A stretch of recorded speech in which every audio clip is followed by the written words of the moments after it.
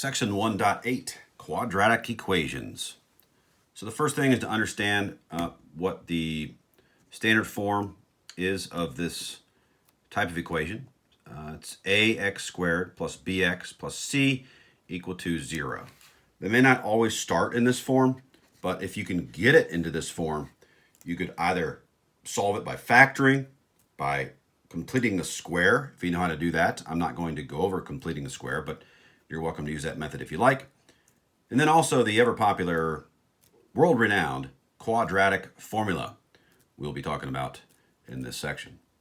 Okay, so example number 1. We are told to solve this by factoring. So the concept of factoring coming up once again. It's a huge, huge thing you got to know in this class and in 129 if you have to take that course. So we're going to use what's called the zero product property, which states what? I mean, if you have the product of two different terms, if one of the terms is 0, wouldn't that make the entire product 0? That's all the zero product property is. You've been using it since Algebra 1. So let's see what we can do here. First thing we got to do, when factoring, always look for the GCF. And we do have a GCF here. The GCF here is 3x. And what are we left with?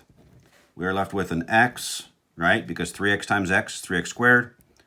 And then what goes here? An 8, because 3x times 8 is plus 24x. So we've just solved this. Well, we haven't solved it. We just factored it. Now we're ready to use the zero product property to solve it. So really, this 3x out in front is a unique prime factor, and this x plus 8 is a second unique prime factor. So what we're really doing, if we're using this zero product property, is we're letting 3x be equal to 0, okay? Or we're also letting x plus 8 be equal to 0. And we're solving each of these equations separately. They are their own unique, distinct entities. So we get x equals 0, and we solve this one. And the other one would be x equals negative 8. All right, so if x is either equal to 0, you're going to get a true statement. Or if x is equal to negative 8, you're going to get a true statement. So both of these are going to be solutions to this equation. Now, note, if you have a second degree equation, all right, you are going to get two results, okay? Now, those two results are going to be two real results, or one real result that's repeating, making it a double zero or a double root, or two imaginary roots. Really, you don't have to worry about what I just said. You're probably going to end up with two solutions. Okay, so what are they? 0 and negative 8. I'll tell you on WebAssign, I shouldn't have done that. If it wants to know the two answers here, you either will separate them by a comma, but sometimes WebAssign will say, okay, what's the smaller value? And then they want the larger value. So just make sure you're looking at WebAssign closely, being careful. The smaller value here, of course, would be negative 8, and the larger value would be 0. So make sure you're reading directions, paying attention to detail. All right, that was a pretty basic one. Let's move forward then to the next one. Number 2. So again, let's see if we can solve this by factoring. Is it in the standard form? No. So we need to move what? We need to move the 10 from the right to the left. So we're going to subtract off a 10 from both sides. Now it is in the form we want it. Okay? It's in that ax squared plus bx plus c form. Okay, let's see if we can factor it.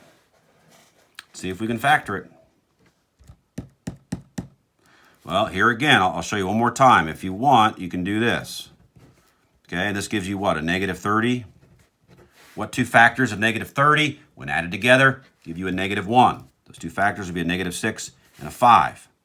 So if you really wanted to, and if you really wanted to go the long route, you could do that. I'll show you it one last time here. You get a negative 6 plus 5x, same as negative x, okay? And then what? We can factor by grouping, so 3x, then x minus 2. Then GCF here would be 5, x minus 2. group the outside terms together. So 3x plus 5 grouped together. The expression or factor that's repeating, you write down once. And there's the correct factorization of this 3x squared minus x minus 10. There it is.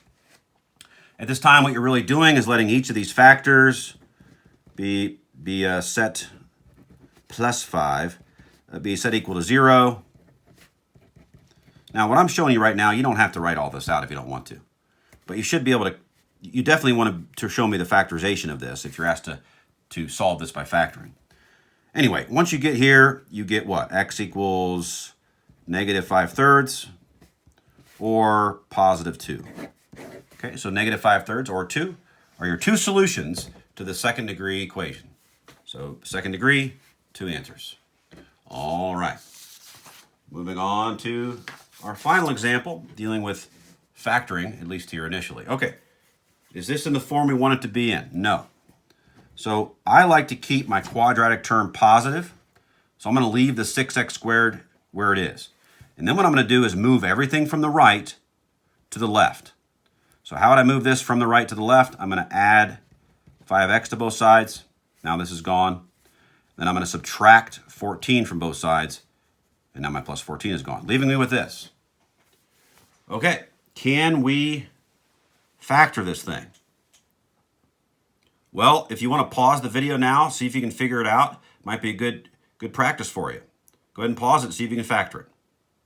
When you turn it back on, I'll have the factorization for you.